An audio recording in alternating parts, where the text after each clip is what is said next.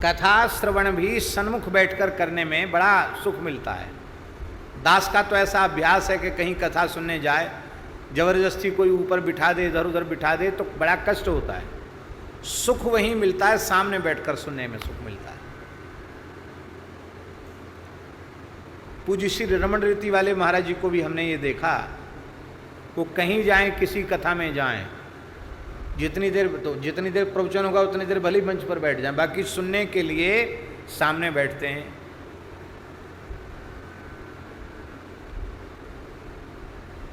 सन्मुख बैठ करके ही श्रवण का लाभ है और वस्तुतः सत्संग भी अधिगम है। हाँ, जैसे गुरु शिष्य परंपरा से हम शास्त्रों का अधिगम करते हैं, सत्संग भी सबसे श्रेष्ठ अधिगम है। कैसे? आप अमुक ग्रंथ पढ़ रहे हैं तो अमुक ग्रंथ का ही बोध आपको गुरु जी की कृपा से हो रहा है, पर सत्संग में तो वेद पुराण इतिहास धर्मशास्त्र स्मृतियाँ संत वाणी न जाने कहाँ कहाँ की सब बात आ जाती।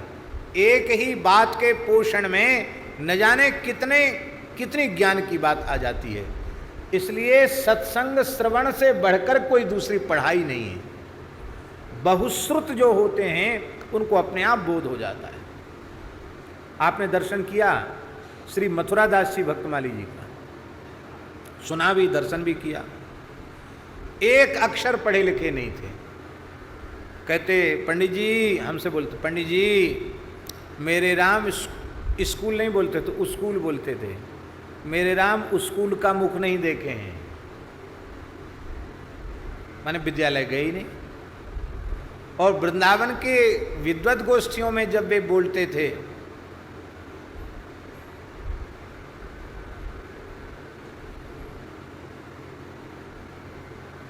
वृंदावन की विद्वत गोष्ठियों में बोलते थे,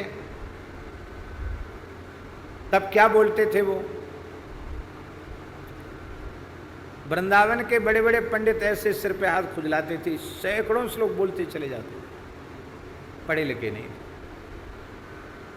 ये केवल श्रवण के द्वारा, सेवा और श्रवण के द्वारा।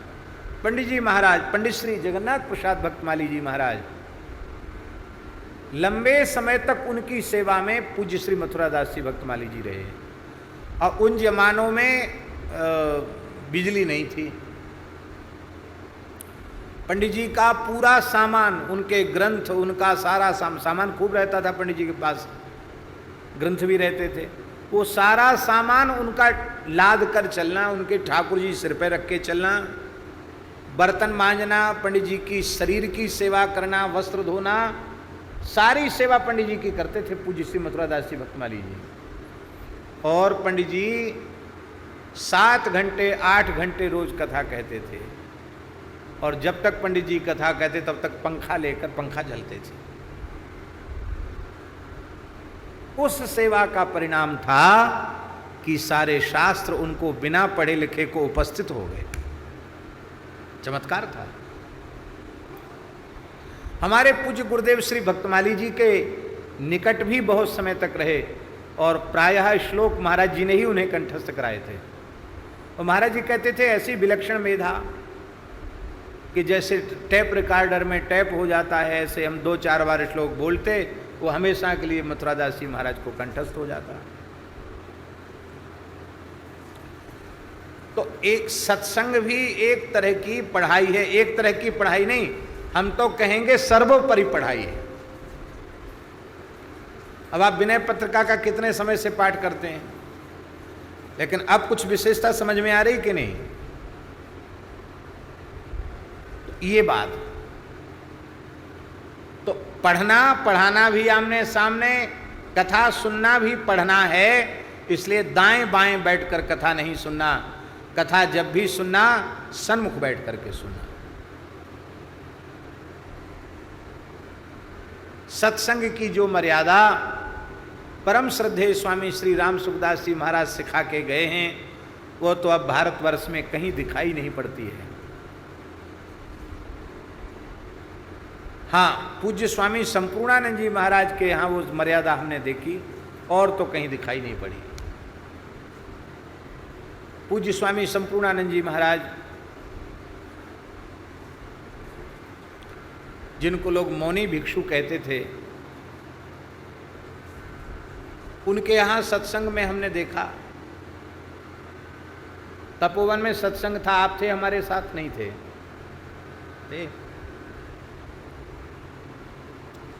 कथा शुरू होने के आधा घंटा पहले 100 साल से ऊपर आयु के महात्मा कथा आरंभ होने के आधा घंटा पहले बैठ जाते थे। आधा घंटा पहले।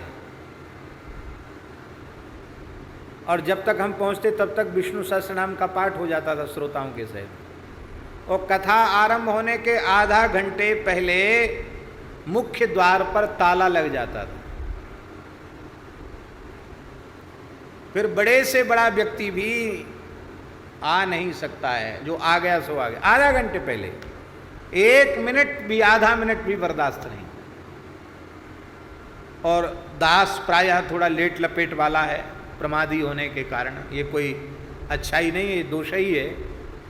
लेकिन वो बैठते तो उनके संकोच के कारण हमको कम से कम 10 मिनट 15 मिनट पहले हम भी जाकर बैठ जाते थे। और ठीक समय हुआ, आरंभ हो गए सत्संग। वे महापुरुष कहते थे कि आपको रेल से कहीं यात्रा करनी है और 6 बजे की गाड़ी है, तो आप 6 बजे तो नहीं पहुंचते हो, आप 5:30 बजे रेलवे स्टेशन पहुंचना चाहते हो। कहीं गाड़ी बिफोर आ गई, कहीं भीड़ ज़्यादा हो गई, चढ़ नहीं पाए, कुछ हो गया तो, कहीं रास्ते में जाम लग गया तो आप चाहते हैं कि हम हाथ में समय लेके चलें, आधा घंटे पहले पहुँचें। अब वहाँ पहुँचने के बाद भले ही आपको बार बार ये रिकॉर्डिंग सुननी पड़े कि आपकी असुविधा के लिए हमें खेद है, गाड़ी अपने निर्धारित समय से इतने विलंब से चल रही है, वहाँ भले ही जाकर आपको 2 घंटे 3 घंटे बैठना पड़े या इससे भी ज़्यादा बैठना पड़े, लेकिन आप अपनी उस यात्रा में चूक न हो जाए, इसके लिए आप पहले से जाकर वहाँ बैठते हैं। पूज्य स्वामी जी कहते थे, श्री संपूर्णानंद जी महाराज, वो कहते थे कि उपदेशक महानुभाव अपनी सुविधा से जब चाहें तब कहें। गाड़ी लेट लपेट भी हो जाती है, गाड़ी लेट लपेट हो सकती है, पर यात्री को लेट लपेट नहीं होना चाहिए। वो कहते थे जीवन का सामान्य लक्ष्य है, आपको अमुक नगर जाना है, और उस सामान्य लक्ष्य की प्राप्ति के लिए इतनी सावधानी कि आपकी 6 बजे की ट्रेन तो आप 5:30 बजे रेलवे स्टेशन पहुंचना चाहते हैं, और जो सत्संग की ट्रेन बीच में कहीं रुकती ही नहीं है, सीधे बैकुंठ गोलोक साकेत जाती है, ठाकुर जी के चरणों में जाती है। उस सत्संग के प्रति आपकी ऐसी असावधानी कि 4 बजे का है तो आप 5 बजे पहुंचते हैं, 5 बजे की कथा है तो आप 6 बजे पहुंचते हैं। ये बड़े दुख की बात है।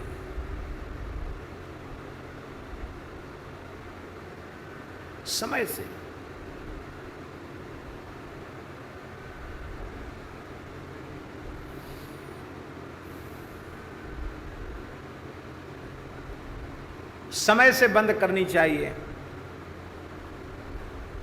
कई बार समय से आरंभ नहीं होता, समय से बंद भी नहीं होता। अच्छा एक बात बताओ, आप रेल में बैठे और मथुरा उतरने का समय सवेरे 9 बजे है,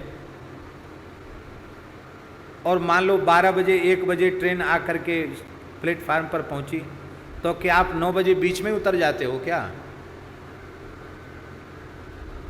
आप तो ट्रेन जब अपनी मंजिल पर पहुंचेगी तभी आप उतरते हो। तो पूज्य गुरुदेव श्री भक्तमाली जी महाराज कहते थे कि कुछ प्रसंग ऐसे हैं जो बीच में छोड़े नहीं जा सकते, इसलिए कथा के आरंभ का समय भले ही निर्धारित होवे, पर कथा की पूर्ति का समय तो प्रसंग के अनुरूप होगा। तो कई बार हमने देखा, पूज्य पिताजी को भी खूब अनुभव होगा कि श्रोता चाहे जितने कम से कम हों, पर महाराज जी 2 समय कथा कहते थे और कथा में भी 6 घंटे नहीं, 6 का 8 घंटे हो ही जाता था। आरंभ सही समय से करते पर समाप्ति प्रायः घंटा आधा घंटे अधिक हो जाती। जैसे हम उदाहरण दें, आप ऊखल बंधन लीला सुना रहे हैं और ठाकुर जी ऊखल में बंधते बंधते 12 बज गए या 6 बज गए शाम के, अब कथा का समय तो पूरा हुआ, अब दूसरे दिन आपको कथा शुरू करनी है, तो आप विचार करो क्या भावुक भक्त सहन कर पाएंगे? पूरी रात ठाकुर जी उखल में बंधे रहेंगे क्या? तो ठाकुर जी को तो उखल से मुक्त करना ही पड़ेगा। तो बीच में अध्याय छोड़ना, बीच में प्रसंग छोड़ना, यह भी सत्संग के प्रति किया गया अपराध है।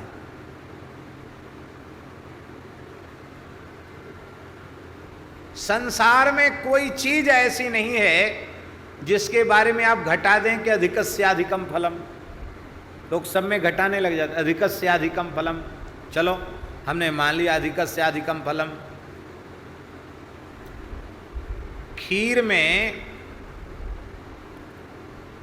जिस खीर में उसकी मात्रा इतनी है उसमें पाव भर चीनी पड़नी चाहिए, और आप कहो कि नहीं अधिकस्याधिकम फलम, जिसमें पाव भर शक्कर डालना चाहिए उसमें तो हम कम से कम 1.25 सेर 1.5 सेर शक्कर डालेंगे। क्यों? लिखा ही है अधिकस्याधिकम फलम, अधिक का अधिक फल है। तो बोलो खीर बनेगी कि चाशनी? क्या बनेगी? चाशनी बन जाएगी, मुंह में देने लायक नहीं रह जाएगी वो खीर। लवण बिना बहु व्यंजन जैसे, नमक के बिना सारे व्यंजन बेकार हैं, बड़ा जरूरी है नमक। आप कहो अधिकस्याधिकम फलम, दाल में साग में ज़्यादा नमक डाल दो, कम नमक तो चल जाएगा, पर ज़्यादा नमक होने पर आप मुंह में नहीं दे सकते। कोई चीज ऐसी नहीं जिसका अधिकस्याधिकम फलम, केवल नाम जप कथा कीर्तन सत्संग ही ऐसा है कि इसमें जितना समय अधिक चला जाए अधिकस्याधिकम फलम, इसमें कम नहीं है। एक और बात हम आपको निवेदन करें, हमारे ब्रज के एक महान सिद्ध संत, निम्बार्क संप्रदाय के बड़े सिद्ध पुरुष, महान रसिकाचार्य श्री बाबा प्रियाशरण जी महाराज, नाम सुना होगा, हमने भी नाम सुना, उनकी चित्र छवि का दर्शन किया है। बरसाने में बाबा की चरण पादुका भी और उनकी छड़ी भी विराजमान है।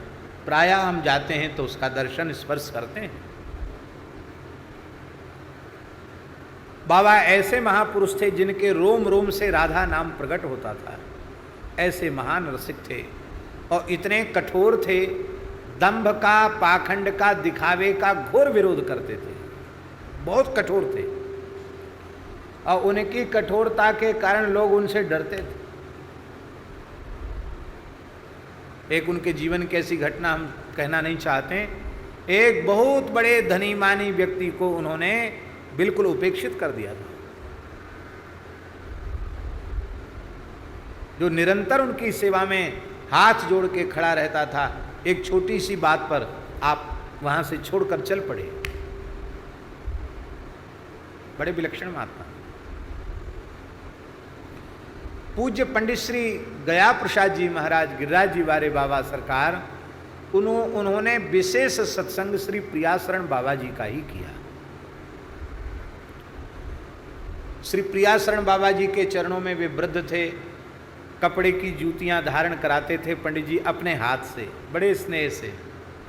महाराज जी की देखी हुई बात, महाराज जी कहते थे पंडित जी अपने कपड़े से उनकी जूतियां पोंछते, रज सिर से लगाते, फिर अपने कपड़े से ही उत्तरीय से बाबा प्रियाशरण जी के चरण पोंछते, फिर जूती पर पहनाते। प्रियाशरण जी कहते थे कि आप स्पर्श करते तो हमको लगता है कि बचपन में मेरी माँ हमको छूती थी, ऐसे लगता है जैसे माँ दुलार कर रही हो, ऐसे। तो प्रियाशरण बाबा जी के यहाँ सत्संग करने पंडित जी जाते थे। कई बार प्रियाशरण बाबा जी जहाँ पंडित जी विराजते वहाँ पधारते थे, तो पंडित जी के पास वो अलार्म वाली घड़ी थी। अलार्म बहुत पहले चाबी वाली चलती थी ना, चाबी ऐसी भरने वाली, किर्र किर्र बोलने वाली घड़ी। अब तो वो प्रायः बंद ही हो गई और अब तो ये सेल वाली घड़ी आ गई। तो अलार्म वाली जो घड़ी होती थी, पंडित जी का समय सब बंधा हुआ था। लेकिन जब श्री प्रियाशरण बाबा जी आ जाते थे तो पहला काम होता था, सत्संग के पहले एक मोटी तौलिया से घड़ी को सुला दिया जाता था, जिसमें किसी का ध्यान अब इस घटिका यंत्र की तरफ न जाए। और पूरी रात सत्संग होता था। कई बार सत्संग होते होते ब्रह्मवेला आ जाती थी और बाबा स्नान करके अपने ध्यान में चले जाते थे और पंडित जी स्नान करके पुनः अपने भजन में बैठ जाते। हम और चीज के लिए समय देखें, पर कथा कीर्तन भजन के लिए हम बार बार घड़ी की ओर देखें। अरे अभी तक पूरा नहीं हुआ, अभी तक पूरा नहीं हुआ। अरे भाई, इतना ही तुमको अच्छा नहीं लग रहा है तो समय क्यों खराब कर रहे हो? सत्संग के प्रति महत्व बुद्धि न होने से सत्संग में सुनी हुई बातों का प्रभाव जीवन में नहीं पड़ता है। इसलिए सत्संग में बैठे तो पूरा ध्यान सत्संग में रहना चाहिए। बहुत से लोग कुछ लिखने लग जाएंगे, कागज में लिखने लग जाएंगे और इधर उधर कुछ करने लग जाएंगे, तो ये उत्तम बात नहीं है। कथा सुनते समय कथा ही सुने, दूसरा काम नहीं। हाँ, नाम जप हो सकता है, नाम जप का अभ्यास महापुरुषों का होता है, वो नाम जपते जपते कथा सुन सकते हैं। लेकिन कथनचित किसी को उसमें भी बाधा हो रही हो कि हम नाम जपते हुए कथा ठीक से नहीं सुन पा रहे हैं, तो केवल कथा ही सुनो, उसी से सब कुछ हो जाएगा। क्योंकि कथा श्रवण कीर्तन भक्ति है। बोलो भक्तवत्सल भगवान की जय। तो थोड़ा व्याख्यान अधिक हो गया, इतना ही समझें कि सामने बैठकर पढ़ना, सामने बैठकर सुनना और उसके प्रति प्रमाद नहीं होना, उसके प्रति महत्व बुद्धि होना। बोलो भक्तवत्सल भगवान की जय। रोज कोई ना कोई बहाना आ जाएगा आपके नित्य पाठ के लिए, स्वाध्याय के लिए कोई ना कोई बहाना रोज आ जाएगा। आज वहाँ चले गए थे, आज वहाँ चले गए थे, आज देर हो गई, आज नहीं कल कर लेंगे, और आज नहीं कल करेंगे। किसी किसी दुकानदार की दुकान में लिखा रहता है आज नगद कल उधार, लिखा रहता है आज नगद कल उधार। तो वो सोचेगा चलो आज तो नगद ले लेते, कल उधार ले लेंगे। और मान लो कल पहुंचा तो फिर बोले पढ़ लो क्या लिखा है, आज नगद कल उधार। उसका कल कभी आने ही नहीं, रोज नगद ही सौदा है, ऐसा है। तो आज नगद कल उधार जैसा हो जाएगा। वो कल कभी आएगा ही नहीं जब आप अपना स्वाध्याय करें, अपना पाठ करें, जप करें। इसलिए भोजन का समय, निद्रा का समय, विश्राम का समय, उसमें कटौती करके भी साधन करना चाहिए। साधन में प्रमाद नहीं करना चाहिए।